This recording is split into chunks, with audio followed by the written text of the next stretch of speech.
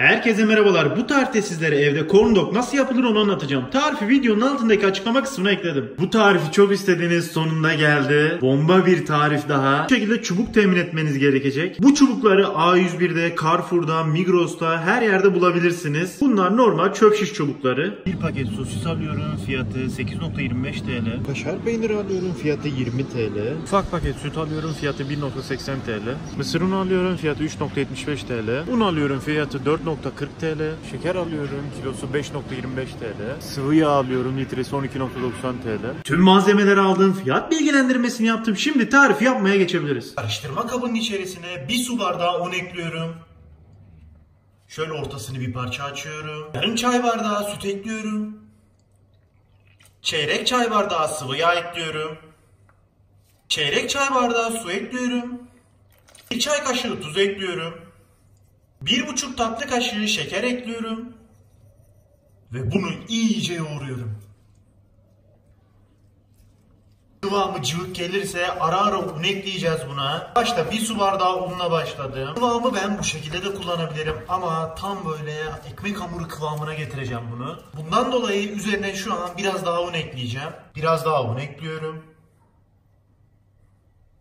Çok fazla eklemeyin sakın. Kontrollü bir şekilde ekleyip bunu kıvama getireceğiz. Bu şekilde karıştırmaya devam ediyorum. Üzerine ek olarak 2 yemek kaşığı kadar un ekledim ve bu şekilde kıvama getirdim. Yani bir su bardağı artı 2 yemek kaşığı un. Tabii sizde bu değişebilir. Kullandığınız malzemenin cinsine göre bile değişebiliyor. Siz de benim gibi başta bir su bardağı un ekleyin. Daha sonra azar azar ekleyerek bu şekilde kıvama getirirsiniz. Aynen bu kıvamda olması gerekiyor.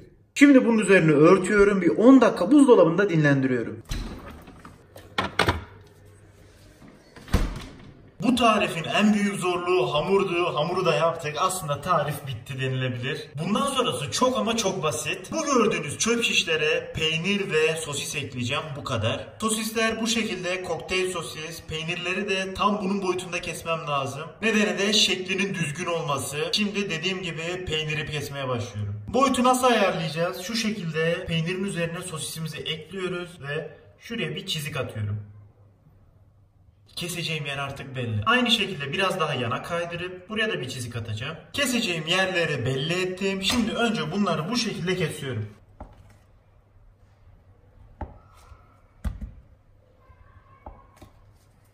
Daha sonra kestiğim parçalar üzerinde yine bir çizik atacağım. Tam şeklini oluşturmak için. Hatta direkt bunu bu şekilde kesiyorum.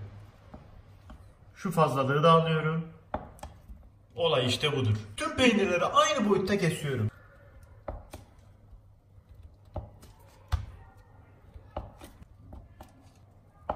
Tüm peynirleri bu şekilde, bu boyutta kestim. Siz de ortalama bu boyutta kesmeniz gerekecek. Yani sosis boyutunda. Peynirleri kenara alıyorum şimdilik. Normalde gerek yok ama şunu ben biraz düzleştirmek istiyorum. Şu şekilde bunu da alıyorum. Amaç şu ikisinin birbirinin içerisinde tam oturması. Sosislerim de hazır. Şimdi şişleme işlemine geçebilirim. Şu şekilde tutuyorum. Önce şu kavisli kısmı geçireceğim şişe. Bu şekilde geçiriyorum.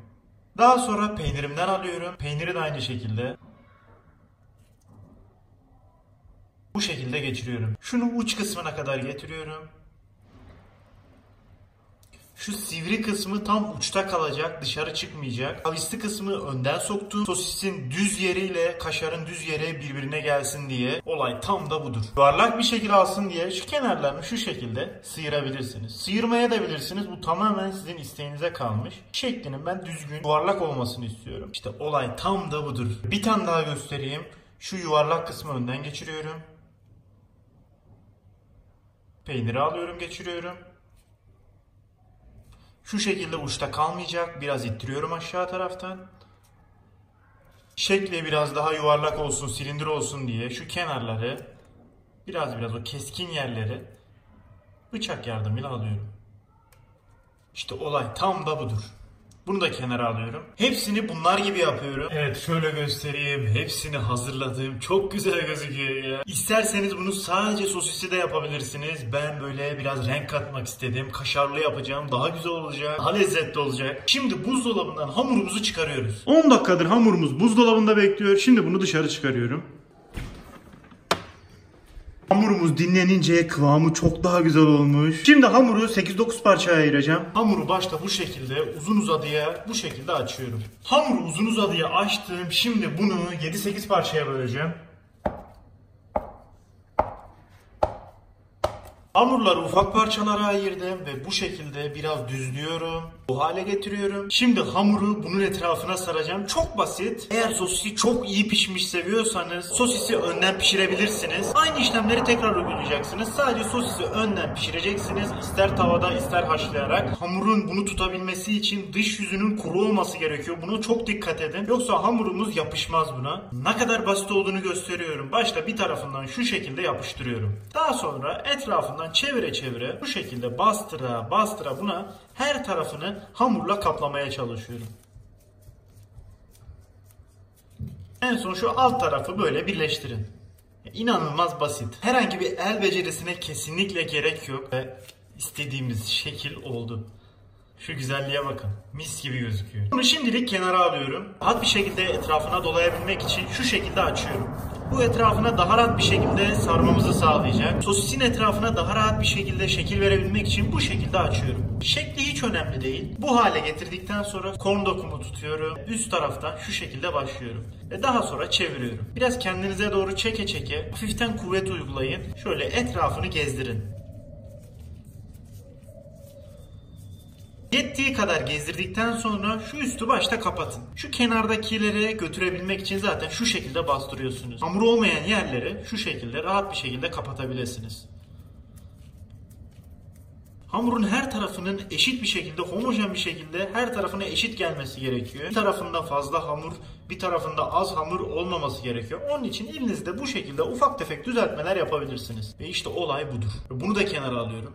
Dış yüzeyine hamur değil de sıvı halde de bir karışım yapılıyor. Emin olun bu şekilde kıvamı çok daha güzel oluyor. Hem de daha rahat bir şekilde yapıyorsunuz. İstediğiniz şekli rahat bir şekilde verebilirsiniz bu şekilde. İkisini bu şekilde yaptım. Şimdi diğerlerini de aynı şekilde yapıyorum. Corn dog'lar hazır. Şimdi kenarda mısır unum var. Bunları mısır ununa bulayacağım. Corn dog'umu tutuyorum. Ve tekrar yerine koyuyorum.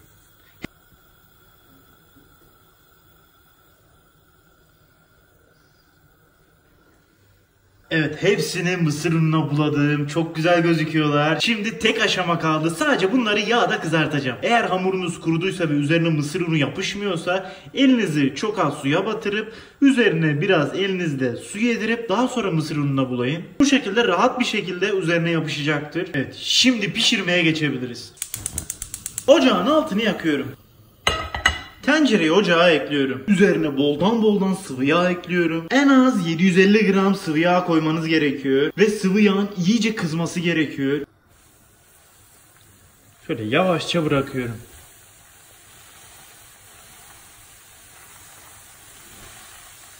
Bunu bu şekilde ara ara çevirmeniz gerekecek. Çatal yardımıyla da bu şekilde çevirebilirsiniz. Çok güzel gözüküyor. Pişmek üzere. Birazdan bunları çıkaracağım. Şunları çıkarıyorum. Pişenleri dışarı çıkarıyorum. Bu şekilde tabağa ekliyorum. Rengi tam istediğim gibi oldu. Yağını biraz süzüp bu şekilde tabağa aktarıyorum. Corn dog'larımız oldu. Çok güzel oldu. Yağdan çıkardım bunları. Bir parça da barbekü sos ekliyorum. Şimdi en sevdiğim zamana geldi. Tadım yapacağım. Bakalım nasıl olmuş. Tanesinin kıvamını göstereceğim.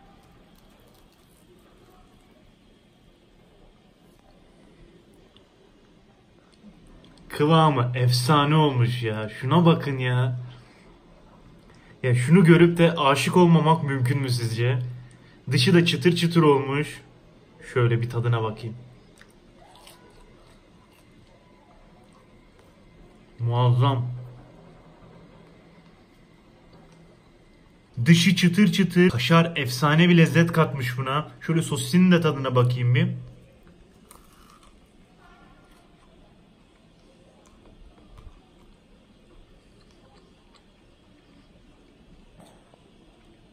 Benim çok hoşuma gitti. Gerçekten başarılı olmuş. Çok başarılı olmuş gerçekten. Bu tarifi mutlaka ama mutlaka deneyin derim. Herkese afiyet olsun. Videomuzu beğenip kanalımıza abone olmayı unutmayın. Bir sonraki videoda görüşmek üzere arkadaşlar. Hoşça kalın.